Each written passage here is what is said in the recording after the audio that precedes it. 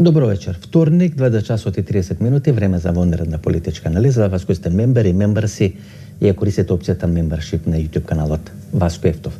Трета среќа. Два пати почнав да кажам вечерашната политичка анализа.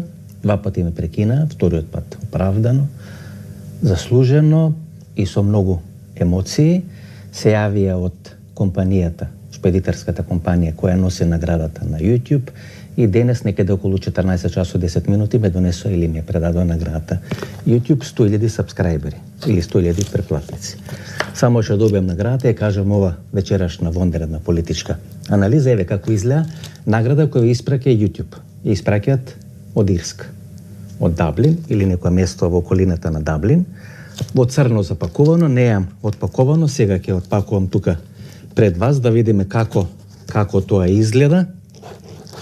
Вака нешто запакувано, па внатре црно нешто, визит карта. Еве YouTube, тука некоја спецификација што е направена и еве наградата. Како изгледа? Во некој целофан, во некој кесе, запакувано, направено, ова ќе спуштиме сега доле. Еве вака изгледа наградата YouTube. 100.000 сабскрајбери, преплатници. 2008 година почнавме, многу аматерски почнавме со YouTube каналот Васко Ефтов, како некое дополнување ДДВ на емисијата 2008 година, тога се емитуваше на Канал 5 телевизија. Одеше чекор по чекор, тамо некаде 2018, крајот на 2018, почетокот на 2019 година, имавме околу 22.500 преплатници или сабскрајбери. И подоцна почна се зголемува, дојде короната, па дојдоа други некои работи, па дојдоа емисии, па емисии гледани 100.000, па емисии гледани 200.000, па 300.000. Сега веќе има емисии кои се гледани со повеќе од 500.000 прегледи или гледачи. Интересно, например, на опаковката, ќе морам да се наведнам. Интересно на опаковката, која им беше испратена од YouTube, пишува Скопје, Илјадо и Македонија, во заграда Фиром. Што значи дека и во YouTube знаат дека не сум севрџан, дека не сум излегол на референдумот за промена на името 30 септември 2018 година, дека цело време сум сметал дека не се согласувам со Ерго Омнес или сум велела кој веќе мора да биде Ерго Омнес, тогаш да биде многу подобро име за севкупна употреба, бидејќи секогаш била дилемата, знаете, дали да биде поголем опсегот или да биде подобро името. Ако опсегот за севкупна употреба, тогаш името требаше да биде подобро, Република Македонија во заграда Скопје, а ако името подобро, тогаш опсегот можеше да биде поголем и така натаму и така натаму, што рече дека еве од YouTube ова црно пакување кој ми беше доставена наградата за 100.000 сабскрајбери или преплатници, пишува Македонија во заграда Фиром. Може сум Фиром и станц, меѓутоа не сум севрчан. На почеток благодарам. Ова е голем настан за мене. Голем настан и за сите кои во изминатите 27-8 години, скоро веќе 30 години, со емисијата почнавме тамо некаде 96-97 година на еден телевизија. Па имавме одредена пауза, па 99 од 2001 година е на Сител телевизија, па повторно одредена пауза, па 2005 тамо некаде до 2011 година, кога ја секнуваа струјата пред изборите на 5 јуни 2011 година на Канал 5 телевизија, па на Алфа Тем телевизија, па на Алфа М, односно на Алфа сегашна телевизија или ТВ Скопје порано, па повторно на Канал 5 телевизија, па повторно забраната емисија, па на Алфа телевизија и тамо некаде 2019 година целосно се преформирам на YouTube. И веројатно тоа е едно од најстратешките одлуки во мојата кариера, која трае веќе 30 и кусор години, повеќе од 5.000 снимени интервјуа, повеќе од 3-4.000 емисии, многу луѓе, многу настани, многу собитија, многу соображенија, што не поминавме во овие изминати 30 години, време на спогодба, атентат на Киро Глигоров, и војна 2001 година, и рамковен договор, и Борис Трајковски, авионската несреќа, па Бранко Цренковски, па територијална организација, па Никола Груевски, па вето на Грција, 2008 година и така натаму и така натаму. Шарени револуции, значи што се не се помине, кога ќе седнете на нас за да ги гледате емисијата, ако имате време или да ги гледате тие емисии, всушност ќе видите дека тоа е еден вид на енциклопедија на современата македонска политика, современата македонско живење, сум имал среќа да бидам дел на тие процеси, сум учествувал во тие процеси како наблюдувач, како новинар, можеби некош многу по-активно вклучен, некош многу помалку активно вклучен, меѓутоа на крајот на криштата, всушност сме биле некој НЗС, па да не речам некој ДНК на сите процеси кои се случувале во Република Македонија. На почетокот ви благодарам, се поклонувам пред вашата доверба да сте живи и здрави, се дружиме уште 50 или 100 години. Право да ви кажам и не знам како стигнавме до овие некои граници, до овие некои височини, наназад кога ќе се вратам, кога ќе направам некоја ретроспекција, кога ќе треба да излечам некаков НЗС, некакви заклучоци, некакви смерници, така натаму, нешто нели на крај на кариерата да кажете како сте стигнале до тие бројки, како сте стигнале до тие резултати, јас немам некаков логичен одговор, освен дека сум живеел со емисијата, сум го живеел тој новинарски живот, сум уживал во тоа, сум го сакал тоа што го правам. Се смениле генерации, се смениле парадигми. Сум почнал кариера кога врвот на новинарството било неделник или било полус. Кога врвот на новинарството било вие да направите интервју. Повеќе од 150, во тие 5000 интервјуа, повеќе од 150 интервјуа се со председатели на држави, премиери на влади и министри за надворешни работи. И ние тамо некаде пред 20-25 години се сметале дека тоа е врвот на новинарството. Вие да направите интервју со Роналд Дима, министар за надворешни работи на Франција, Клаус Кинкел, министар за надворешни работи на Сојузна република Германија, Керингтон, Лорд Дейвид Овен, Даглас Херт, министри за надворешни работи на Велика Британија, Джеймс Бейкер, Лорен Сигелбергер, државни секретари на Соединетите американски држави. Со сите нив сум снимал интервјуа. Милан Кучан, па надоле целата таа екипа, премиери, министри за надворешни работи, председатели на екс-Југославија, Грција, Каролос Папулјас, председател, министр за надворешни работи, Бојко Борисов, целата таа екипа во Бугарија, Петре Роман. Ви го спомнав пред неколку анализи за малата антанта Петре Роман. Прво интервју на македонски новинар со романски премиер направено тамо некаде пред 20 години, или Петре Роман, македонецот. И одена се случува 2001 година. Во значи скоро 29 години, јас сметам дека кариерата телевизиска ми трае 30 години, бидејќи првото телевизиско интервју со Ристо Иванов како гостин уредник во емисијата на Оливера Трајковски на Јадренка Костова на македонската радио телевизија беше направено. Тоа е некаде 94 или 95 година, што рече дека 30 години помина. 96 година почнува емисијата со поинакво име, Враќање или Ретурн на А1 телевизија. Сега веќе не се сеќам кој беше прво интервју. Второто интервју беше Борко Станојски, гувернер на Народна банка. Третото или четвртата емисија беше оној телевизиски дуел околу Македонија спорт на Јордан Орце Камчев и тогашната директорка Верица Каџавасилева Марковска на Агенцијата за приватизација. Така што помина 30 години и некаде 2001 година се минува тотално парадигмата на новинарството во Република Македонија. Тогаш емисијата оди на Сител телевизија, 96-97 година оди на А1 телевизија, 99 до 2001 оди на Сител телевизија, 2005 до 2011 година кога секнуваат струја оди на Канал 5 телевизија, па 2012 доке 2014 ми се чини на Алсатем телевизија, претходно оди на телевизија Алфа, па повторно оди тамо 2018-2019 година телевизија Алфа, па имав уште едно враќање на Канал 5 телевизија и 2001 година, значи во екот на војната во Република Македонија, мислам дека е пред настаните во Рачиново, одам на снимање во Белград. Останам 4 или 5 дена, 4 или 5 интервјуа треба да бидат снимени. Тома Фила Небојша Павковиќ, тогаш началник на генералштабот на војската на СР Југославија, значи видни политичари тамо и немаме што да правиме 2 дена. И жената која организираше таа турнеја вели па ајде да го снимиме Војслав Шешел. Велам, шо ќе ми Војслав Шешел, па тој нема ни да помини, па не е ни битен, па е шарлатан, па е неинтересен за интервју, или па добро и така седиш во хотелска соба, барам да го снимиме Војслав Шешел. И ние го снимаме како некаков бонус Војслав Шешел, доаѓаме тука, ги емитуваме сите интервјуа, крај на телевизиска сезона, тамо некаде јули 2001 година, и го емитуваме како бонус за гледачите пред да заврши телевизиската сезона. Мислам дека дури не беше ни во официјалниот термин четврток 21 часот и 50 минути, дали беше вторник или понеделник, емитувано интервјуто со Војслав Шешел и има 4 или 5 репризи. Тогаш нели не се одеше, војна беше, па одевме во Охрид. Одевме преку Битола и преку Прилев во Охрид на летување, и секој јас не одам многу во Охрид, избегнувам нели тамо кај што има многу македонци, бидејќи ако сакате да се одморите, да нема политика, да нема прашање, да нема дебати, дискусии, Ќе оите на места кај што нема многу македонци, 15 години лето во Словенија, сега лето мели тамо некаде доле на Пелопонес или Александрополис, кај стратешките партнери или кај сојузниците.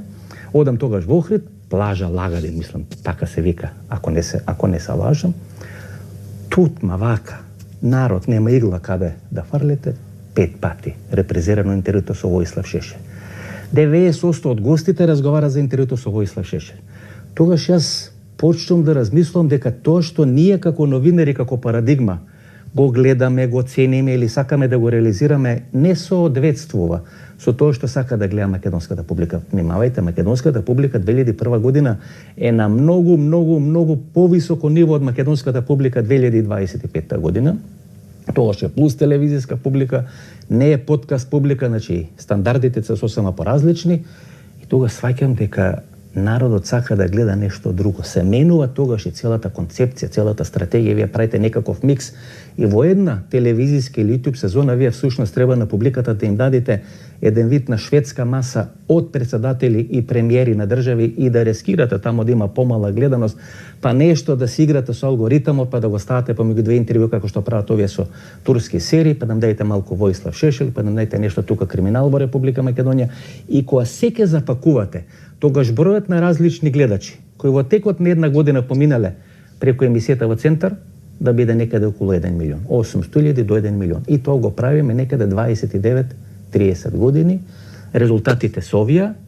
Прва награда ми ова после, мислам, 99 или 2000 година, може би 2001 година, некоја бубамара ми дадоа, па јас не отидов да ја подигнам таа бубамара, бидејќи бев исто така во Белград, требаше да снимам интервју со Зоран Джинџич, ако не се лажам. Претходно имав некоја награда Пулс 95 година, вечер годишна награда 30 години вечер 93 година Бранко Цренковски ми ја дава таа награда, или Стојан Андов. Стојан Андов ми дава наградата, Бранко Цренковски доаѓа на честитање и помина 30 кусур години кариера, сум бил близок и до политичари. Гледате, никој, ни една политичка структура, тоа е она што ми представува чест, гордост, задоволство, достоинство. Не должам на ниту една политичка структура и гарнитура. Ниту една политичка партија не учествувала во оваа бројка од веќе 101.000, близу 102.000 сабскрајбери на YouTube каналот Васко Евтов. Сум бил близок до многу големи директори. Со некој сум бил личен пријател, како со Трајчо Могетов. Со Трајчо Могетов, како што кажа во оној подкаст на Светол телевизија, секоја недела во 15 часот сме гледале италијанско првенство на телевизија Телма. Хари Костов го дава првото интервју како директор на Комерцијална банка, тоа е 96-97 година, поднесо оставка на членство во Социјалистичка партија, бидејќи како представник на Социјалистичка партија е избран да биде заменик министар за финансии, заменик министар за надворешни работи. Го избират заменик министар за надворешни работи во отсуство, бидејќи тога се наоѓа во Вашингтон во Светска банка.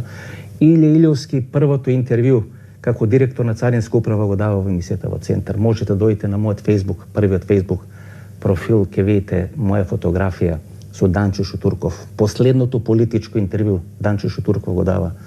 Не за емисијата во Центар, туку тога за неделникот Пулс, интервју со мене и така натаму.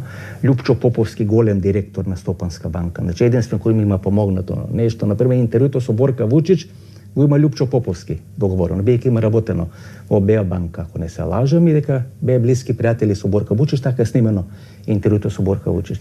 Илија Гечев, кој сега нови анкети важи за најбогат македонец, заедно сме работеле на проектот Скопски вечер, се обидовме да го трансформираме, да го направиме повторно најчитан, не успеевме во некоја таква намера. Тоа е некоја кариера од 30 години, ова награда доаѓа како некоја цреша на тортата на таа кариера. Уште еднаш благодарам. Ке заборев да кажам. Значи, после тој интервју со Војслав Шешел, тоа е некаде јули месец кон август 2001 година, продолжуваме да снимаме 10 дена со Киро Глигоров. Тоа е документарниот филм Недолгиот пат. Снимаме во Инекс Горица и се во Бранко Цренковски. Разговара со Киро Глигоров и на мобилен телефон се слуша со мене. Му велам што правите, господине Цренковски, вика по трет пат ја гледам репризата на интервјуто со Војслав Шешел. Така функционира македонската политичка сцена. И кога ќе на мојот прв Facebook профил, тоа што ви го спомнав, тоа е овој профил каде што јас сум во сиво маслинаста елек, јакна, црна некоја блуза, тука со овие лисја, ќе оите на фотографии, не можам тамо да прифаќам пријатели, уште пред 10-12 години имам исполнето цензус повеќе од 5000 пријатели на тој мој прв Facebook профил, ќе оите тамо во фотос и кликајќи во фотос имате албум од архивата на Васко Ефтов. 6 фотографии се тамо. Еве ја првата фотографија. Со Данчо Шутурков. Многу ми насмета дека филмот Кум 1, Кум 2, Роберт Де Ниро, односно Марлон Брандо, е дека улогата ја има снимено според Данчо Шутурков. Тоа дали е точно, дали не е точно, е прашање нели на анализа и на дебата, меѓутоа помалку наликува на Марлон Брандо. Фотографија во неговиот кабинет, ми се чини дека тоа е пролета 98 година. Ево го интервјуто со Велја Ранковски. Тоа е Вемакс, би се чини дека му сика тогаш фирмата, пред да биде направена А1 телевизија. Првичната верија за А1 телевизија да биде телевизија на комората на приватен капитал. Првите канцелари се на втори, трети кат во македонската радиотелевизија, Лилјана Тепармакова, Мирена Косакацка, а не Гордана Сошич, треба да биде начело на А1 телевизија. Водевме тогаш преговори со Велја Ранковски, не се договоривме, тоа го пролонгиравме за 1 или 2 години, подоцна беше направена на најголемите трансфери во македонското новинарство. Ево го Љупчо Ѓоргиевски. Интервју во македонскиот парламент. Не знам, може би 93-та, 94-та година. Ево го интервјуто со Бранко Царенковски, односно честитање од Бранко Царенковски, годишна награда 30 години вечер, новинар на вечер. Тоа беше незамисливо на 20 и нешто години вие да добиете годишна награда во услови или во состав на такви бардови, на Бранко Геровски, на Горан Михайловски, така како се постари 5 или 6 години од мене. Тоа се тие фотографија, ве го Ристо Гуштеров. Тогаш убедливо најбогат македонец, интервју направено во неговиот кабинет.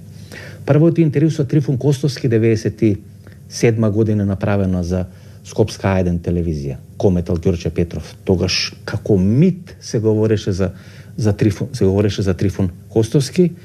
Еве го Илја Илјовски. Функција, само што е избрана функцијата прв човек на Царинската управа во Република Македонија, денес заедно со Хари Костов, најмокни банкари, значи пола Македонија, во нивна гравитациона мок во Република Македонија. Тоа што треба, кога веќе кажувам, нели, која е таква емисијата, 100.000 преплатници, сабскрајбери, награда на YouTube, кога веќе таква емисија, тогаш ајде да кажам нешто и за мене. Толку ме прашувате и толку некоја мистика, нешто не кажувам овие 30 години, воопшто нели не споделувам некои информации кои се поврзани со мене, со мојата кариера, со личноста, со фамилијата и така натаму и така натаму. Клучна работа што треба да направите, кога комуницирате со така мокни и така богати луѓе, прво да не бидете љубоморен, да не им заведувате бидејќи не знаете како стигнале до таа мок, како стигнале до тие пари. Дали вие сте подготвени тоа да го направите? Дали сте подготвени да ја платите таа цена која тие имат платено? Под број 2, ако тие имат, немате вие, тоа што се дружите, тоа што комуницирате, не значи дека е општествена и сечија и ничија, нели она самоуправување, како што беше до 91 година. Тоа е нивен капитал, тоа е нивна мок и вие воопшто не треба да бидете љубоморени, ниту пак да сакате да делите нешто со нив. Знаете, тоа е толку сладко кога нешто ќе ви понудат, тоа лесно може да ве заведе, да ви среда, да ви завршат некои работи, да ви овозможат некое патување. 3 месеци или 3 недели курс Оксфорд, англиски јазик во Велика Британија. Имало секакви понуди. 3 пати сум имал понуда да бидам генерален директор на Македонска радиотелевизија. И од СДСМ, и од ВМРО ДПМН. Сум имал понуда да бидам вице-премиер на влада. Тоа е 97, 98, 99, 2001 година. Требало да се дели Министерството на финансии на 2 дела, понуда да бидам министар на еден дел на Министерството за финансии. Тоа било одбиено. Бидејќи никош не сум сакал да го напуштам новинарството. Бидејќи новинарството сум го сметал за нешто многу повеќе, за многу поважно, за многу помокно и од политиката, и од бизнисот, и од се во Република Македонија. Ја праша вештачката интелигенција како би можел политички да се профилирам, реков ајде да не ме споредал со македонски политичари, туку со некои регионални политичари. Прво ја прашав дали е подобро да се бавам со новинарство или да се бавам со политика, или подобро со новинарство. Бидејќи преку новинарството имаш многу поголемо влијание, бидејќи функционираш како една вид на сива еминенција, креираш процеси, наметнуваш теми, наметнуваш дебата, наметнуваш одредени разбрски во Република Македонија, дека моќта ти е многу поголема ако си новинар, отколку ако си политичар, бидејќи политичар ќе треба да правиш многу болни, па дури неуспешни компромиси. И подбор 2 велама кој веќе не ги зема македонските политичари за да нема одредени реакции, да нема одредени коментари. Тогаш ја праша вештатска интелигенција како би ме дефинирала во некои балкански рамки како политичар, и таа вели блиску до Александар Вучич и блиску до Борис Тадич, повеќе до Александар Вучич отколку до Борис Тадич. Значи некаде на пола пат помеѓу Борис Тадич и Александар Вучич. Значи некој мешавање на Демократската партија во Србија или тоа што беше Демократската партија во Србија и Српска напредна странка на Александар Вучич. На тоа временска дистанца многу од вас ме праша зашто не сум снимал. Имав едно интервју со Александар Вучич, не сум снимал друго интервју со Александар Вучич, бидејќи не бев сигурен дека ќе може да издржи таков тип на интервју како што јас водам. Не бев сигурен дека нема да се изнервира, не бев сигурен дека нема да го прекине интервјуто, ако го прекине интервјуто, тоа ќе ми блокираше влез во Србија, ќе морав за да снимам во Хрватска, додам или преку Босна и Херцеговина или преку Бугарија, Романија, преку Унгарија за да можам да снимам во Загреб или во Лјубљана или не знам во Виена. Тие причини не сум снимал интервју со Александар Вучич, секогаш сум го ценел, не сум ги почитал тие негови демократски фаули што ги прави, тоа што го прави во соседна Република Србија.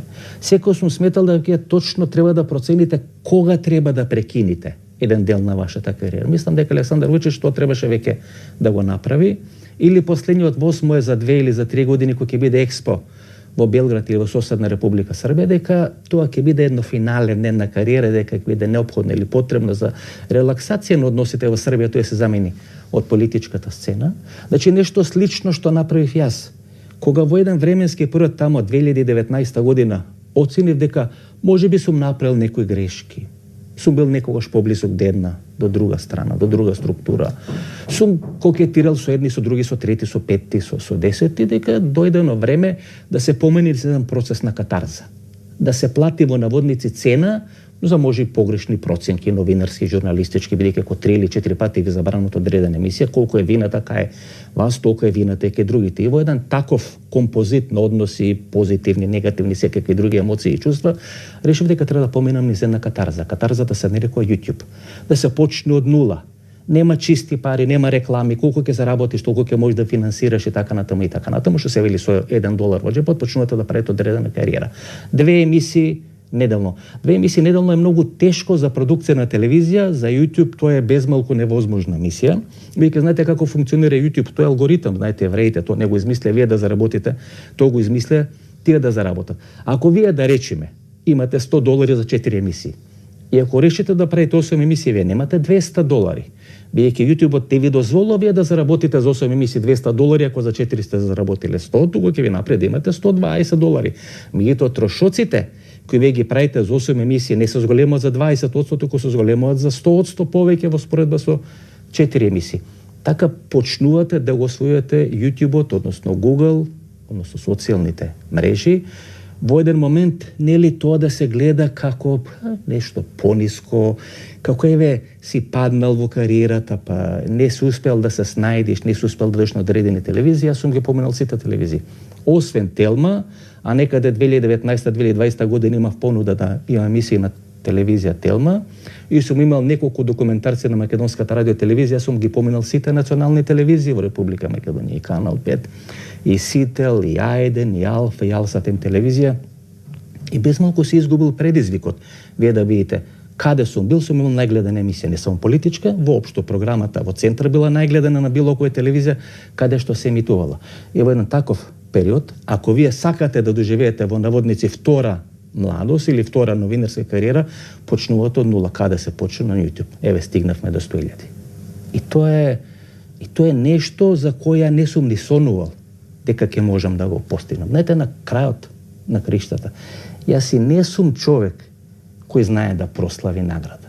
Сега било кој тука на моje место би отворил виски, би наздравил со виски, со некој шампањ, со скап пиелок и така натаму и така натаму. Јас која добив наградата, тоа беше околу 14 часот и 10 минути, дојав дома и сакав да се направам мока кафе.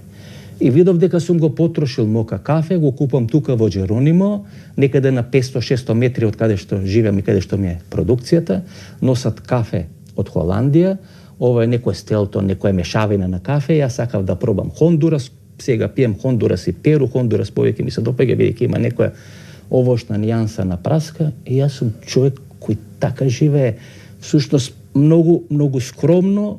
И за мене, ако имаше дома мока кафе, тоа ќе беше најдобра награда за ова, или благодарно за ова награда. Ќе се почестев со тоа како резултат на оваа награда што добив од YouTube. За 2 дена е 1 мај. Гледате, има некоја символика, значи ова вонредна политичка анализа, која требаше да има работен наслов дали на Македонија е потребен демократизиран Никола Груевски. Тоа требаше да биде вечерашната политичка анализа, ако не ми ја дадеше YouTube наградата, гледате, и YouTube се замиша, ако треба нели во мој стил да направам одредена најава, како YouTube се замиша да не биде снимена емисијата дали на Македонија и треба демократизиран Никола Груевски. Никола Груевски, па јас мислам дека на Македонија и треба демократизиран Никола Груевски. Не само што и треба демократизиран Никола Груевски. Тој има обврска на сите глупости кои ги направи, на можеби сите украдени пари кои ги има однесено во Будимпешта и во Унгарија, да се врати, да се извини, ако треба и како Јанес Јанша да влези во затвор и во Санадар и да се врати на чело на ВМРО-ДПМН. Демократизиран Груевски не мора да е Никола Груевски, некоја форма на демократизиран Груевски е неопходен во Република Македонија. Многумина му сметат и му замеруваат на Никола Груевски се што апсолутно. Јас се Скопје 2014 и избори организирани на еден или на друг начин, и Букуреш вето заедно со Бранко Царенковски, така натаму и така натаму. Меѓутоа суштината, тоа што јас му го замарам е дека се обиде да смени нешто во кодот на македонецот. За 2 дена е 1 мај. Ние секогаш во комунизмот, значи до 1991 година, славевме 1 мај, славевме 2 мај. Не славевме 25 мај, тоа беше нели след, тоа беше рогендарот на другарот Тито, се славиме 24 мај. Славевме 2 август, славевме 11 октомври, славевме 29 ноември, тоа беше првата руска салата, втората беше за 1 и за 2 јануари, иако не беа неработни денови, повеќе славевме Великден отколку што славевме Божик. Мојата генерација, јас, брат ми, сме крстени во црква. Секој празник, секоја недела со баба ми одевме во црква. Значи, во тој црн комунизам, како што сака да го прикажат сега овие кои се антикомунисти, или што би рекол Вацлав Хавел, само антикомунистите се полоши од комунистите, немавме никакви рестрикции, немавме никакви забрани. Навистина не сме биле члени на комунистичката партија на Македонија, односно на Југославија, меѓутоа сме ги уживале сите и верски и други слободи во рамки на еден комунистички систем. 1 и 2 мај секогаш бил почеток на туристичката сезона. 1 мај сме вртеле скара, а 2 мај почеток на туристичка сезона. Тоа го смени Никола Груевски, како што смени 1 и 2 јануари. Јас секој сум сметал дека ние македонците ментално, рационално не сме конфликтни како србите и харватите, да речеме, или албанците, или бугарите. Сме биле многу слични до словенците. И патот на независноста што го трасираше Киро Глигоров беше многу посличен на Словенија во споредба, да речеме, со Хрватска или во споредба, да речеме, со Србија. ВМРО-ДПМН и во мандат на Љупчо Георгиевски и во мандат на Никола Груевски нас многу повеќе сакаше да ни го репрезира хрватското сценарио во споредба со словенечкото сценарио. Тамо Јанес Јансе е исклучок од матрицата, од мејнстримот. Затоа предизвикува конфликтност, но тоа се решава не еден на 2 изборни циклуси. ВМРО-ДПМН, односно Никола Груевски со хрватскиот модел, всушност ја направи конфликтна политичката сцена во Република Македонија. Гледате, менување на празници. Сега ние не славиме 11 октомври, славиме 23 октомври. Што славиме? Па повеќе од 90% од тие кои ги славиме за 23 октомври, тие немале македонски происход, имале некаков друг происход. Јас тоа не сакам да го славам. Ги почитувам сите кои тоа го слават, сите кои тоа го величат, но јас не сакам тоа да го правам. И Македонија, која секогаш била држава која многу умешно, па дури некојаш не правејќи отколку избрзано правејќи, влечело одредени потези, ние ја претворивме Македонија во држава која преку колено ги прекршува работите. Не крачка по крачка, што би рекол Никола Клюсев, или тоа што го прават словенците. Гледате, која мешавина прават словенците. Тамо и Тито, тамо и Бајц, Бајтов институт, тамо и Кучен, тамо и се што, тамо и Јанша на крајот на кришта, тамо се македонци кои се иселени како диаспора, тамо се и босанци, тамо се сите играат одредена држава и тоа е една успешна, да не речам најуспешна, приказна во она источна Европа или она Европа зад железната завеса која беше до 1991 година. Ние сега се претворивме во една држава која е антипод на тоа. Тоа што сме го правеле 90-тите години, тоа што биле слично со Словенија, па на крајот на криштата Бадентеровата комисија ги издвои Македонија и Словенија како две единствени држави кои заслужуваат и ги исполнуваат условите да добијат независност во процесот на растурање, дисолуција или како да го наречеме тој процес со поранешна СФР Југославија. Одеднаш ние се претворивме во една друга држава. Конфликтна држава. Држава која создава тензии и конфликти. Не само со соседите, тоа е најмал проблем што го правиме. Конфликти внатре, сами со себе. Знаете, кога имате вие конфликти внатре сами со себе во едно семејство, ако не можете да најдете баланс на желбите и на стремежите на сите членови на таа заедница. Кога во тој момент вие не сте капацитетни и способни да направите баланс и да најдете НЗС, и тој НЗС да биде подеднакво прифатлив или подеднакво неприфатлив за сите членови на таа заедница, тогаш таа држава е осудена на конфликтност. Држава која е осудена на конфликтност. Нема полиција, нема армија, нема војска, нема НАТО која можат да ја бранат во една метафоричка смисла кажано да ја бранат, не да ја бранат војнички, туку да ја бранат како кохезија, како сплотеност на таа држава. Значи треба да се вратиме назад, да видиме каде сме направиле таа евина грешка, а тоа е улога и на нас новинарите кои има одредено влијание, и кога се вратиме назад да се обидиме тоа да го исправиме. Голема е мокта на оваа емисија. Гледате, во неделата беше Зоран Ефремов. До вечерва 72-73 гледачи или прегледи. До наредната недела, до наредната емисија ќе има сигурно повеќе 100.000. Да не беше 1 мај, ќе имаше повеќе 115-120. Претходната емисија 140-150.000 прегледи со Зоран Ефремов.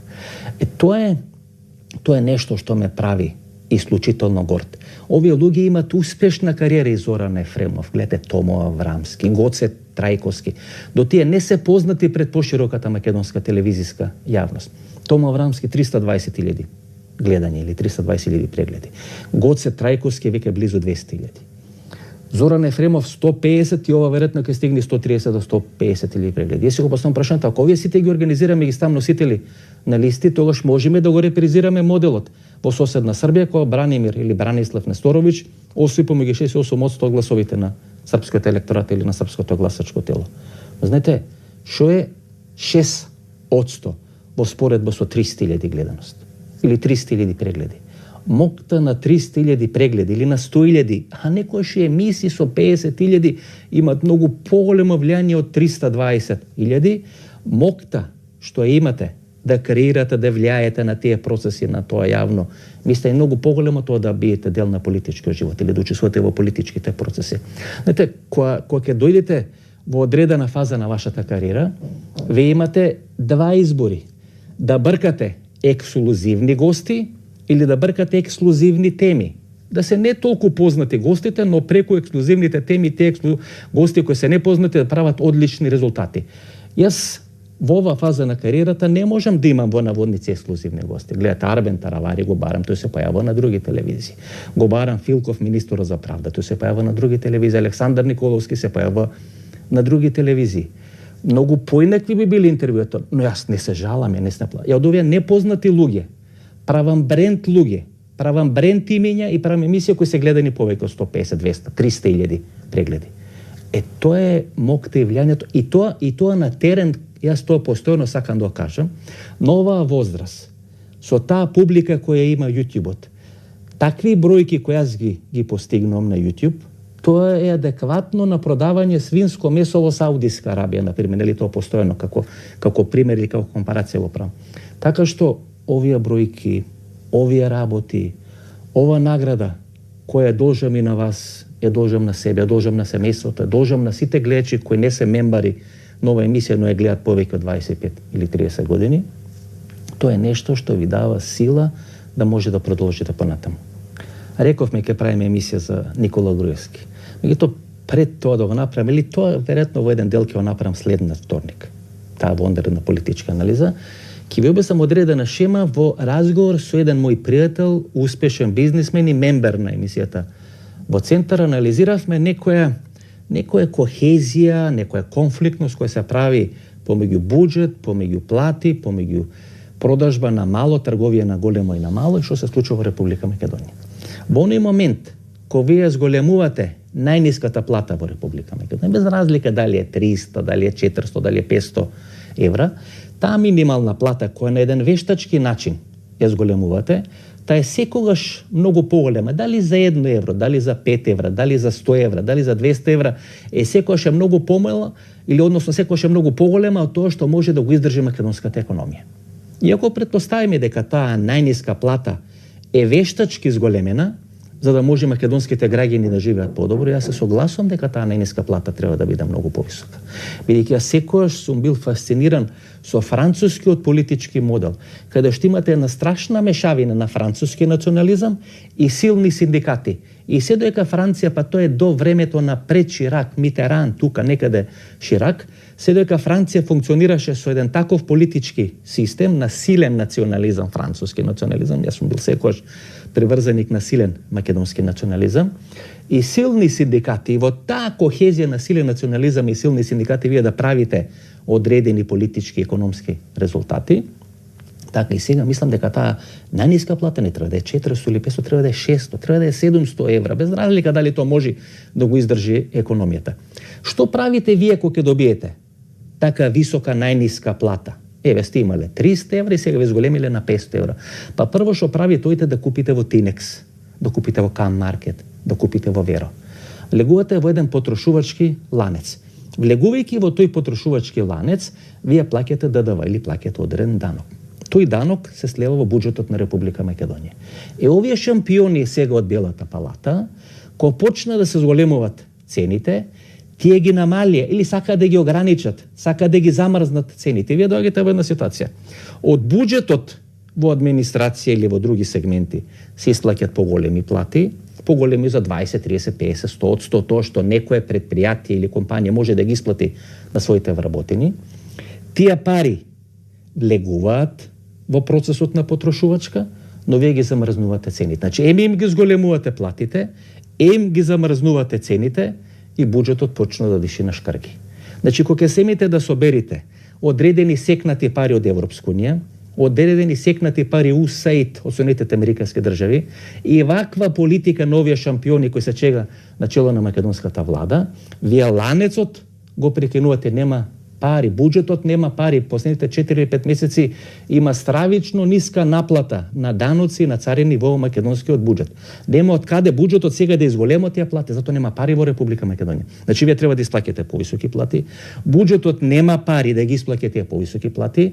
Вие со тие повисоки плати кога ќе ги добиете, одите купувате во Веро, таму ги замрзнат производите, значи не се зголемува ДДВ-то во македонскиот буџет.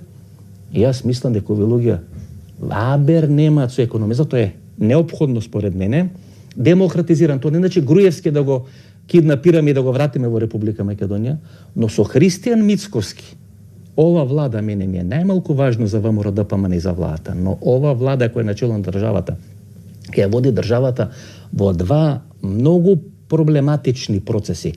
Ќе ги влоши демократските и политичките процеси во Република Македонија и ќе ги влоши економските процеси во Република Македонија. Митот на ВМРО, гледате, постојано нас ни говори дека ВМРО историското е ДНК на македончето, на македонизмот во Република Македонија.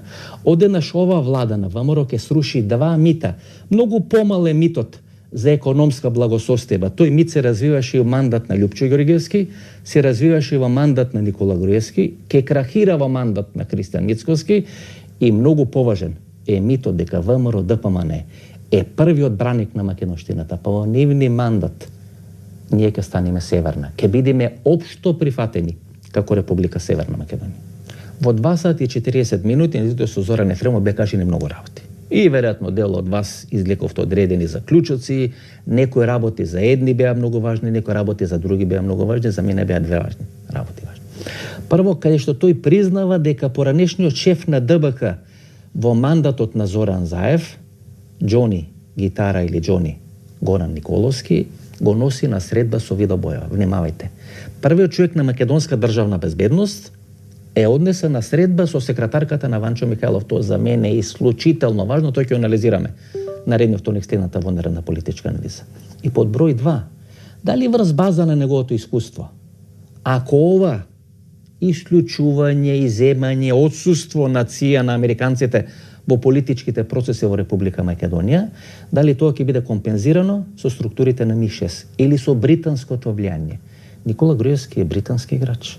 Али Ахмети е британски играч. Не знам дали сте приметиле, ако не сте приметиле, можете да прочитате на социјалните мрежи. Тамо постои еден акаунт на Твитер кој го нарекуваат Марка. Јас ја познам господјата кој стои зад профилот Марка. Многумина ја навредуваат, била луда, била налудничава. И таа жена точно ги проценува, ги погодува сите политички процеси во Република Македонија. Навистина, помалку хистерично, помалку еуфорично, навивачки за ВМРО или во корист на ВМРО ДПМН, но точно ги проценува сите процеси кои се случуваат во Република Македонија. Знаеш, гледате, целата таа ВМРО-вска структура е впрегната во кампања која има две смерници, две магистрали. Прво, напад кон Никола Груевски и второ, напад кон Димитар Апасиев. Кон нападот кон Димитар Апасиев се вклучи и Христијан Мицкоски. Логично е да претпоставиме зошто се напега Димитар Апасиев. Бидејќи ваква легната СДСМ, тоа ќе го анализираме наредниот вторник, вака легната СДСМ не само што не е противник на ВМРО ДПМН, туку е кандидат да биде во една заедничка влада со ВМРО ДПМН. И Димитар Апасиев во една таква ситуација ќе биде најсериозен противник на ВМРО ДПМН, ако се доволно паметни да стимулират процес на мноштво на независни листи на локалните избори, може да направат и одреден резултат на штета на СДСМ и на штета на ВМРО ДПМН. Но зошто е нападот на Никола Груевски? Ајде да препоставиме дека Мицкоски сака да покаже дека е дистанциран од Никола Груевски. Дека во оваа фаза кога на владата и се препишува се и се што, кога владата некои стаклени нозе, кога расчисто кочени, ПВР структури и така натаму, сака да покаже или да пројави дека е дистанциран од Сашо Мелков, дека е дистанциран од Никола Груевски. Не е, но еве да претпоставиме дека сакат тоа да го направат. Од каде стравот од Никола Груевски? Мене ми се чини стравот е токму од секојдневната комуникација на Никола Груевски со Али Ахмети. Гледате како чекор по чекор Дуј Али Ахмети ја дерогират, се обидуваат да ја срушат власта во Република Македонија. Еден цел спектар на портали, на подкасти, кои во еден временски период пред ланските избори бе блиски до ВМРО ДПМН, да не ви изненади ако Боки Тредичи на крај ќе стани ПСЕО со своите подкасти, своите портали, поддржувач на Али Ахмети. Што може да се случи? Ете, ова да биде некој финале на ова наша, но и вовед во политичката анализа, тоа ќе анализираме наредниот вторник. Христијан Мицкоски ВМРО ДПМН, како што сега стојат работите соочени со одредени политички, економски, финансиски, криминални и што е најважно за нив полициски предизвици, бидејќи тие во овие 9 или 10 месеци не успеа да воспостават контрола на структурите во МВР, то Никола Груевски прв го направи. Две работи направи Никола Груевски 2006-2008 година. Преку Сашо Мјалков целосна контрола на полициските структури, на безбедносните структури, преку Михајло Маневски во првите 2 или 3 години стравична контрола на судството, на обвинителството. ВМРО во мандат на Христијан Мицкоски не успева да направи контрола на ниту еден од тие два процеси и тие им се лупат од глава, им прават многу сериозни проблеми. Во услови кога ова влен структура нема никаква контрола, кога е само прашање дали плюс минус еден пратеник може да се обезбеди или да не се обезбеди Бадентер, ВМРО ДПМН ќе му биде неопходно да коалицира со Али Ахмети. Во оној момент кога тие ќе коалицираат со Али Ахмети, тоа е крајот на Христијан Мицкоски. Нема да се случи веднаш, но ќе биде почетокот на крајот на Христијан Мицкоски. За тоа да биде компензирано, тој мора да го внеси Венко Филипчи СДСМ во одредена влада. Кога тоа ќе се случи, тогаш ќе биде крај на секаков обид за решисување со било каква форма на криминал изминатите 32 или 34 години. Што чека Никола Груевски? Па токму тоа. СДСМ и ДУИ да влезат во влада со Христијан Мицковски. И тој да ја спасува и Македонија и ВМРО ДПМН од неуспешната политика на Христијан Мицковски, но ајде ова нека биде вовед во анализа вторник, наредниот вторник во 2 часот и 30 минути. Беше некоја вонредна политичка анализа. Кажав некои работи за себе, малку се пофаливме, сепак една се добива награда од YouTube 100.000 преплатници. Да сте живи и здрави, во недела ново интервју, нова анализа, вторник 2 часот и 30 минути, тоа уште пријатна вечер Македонија, каде да си.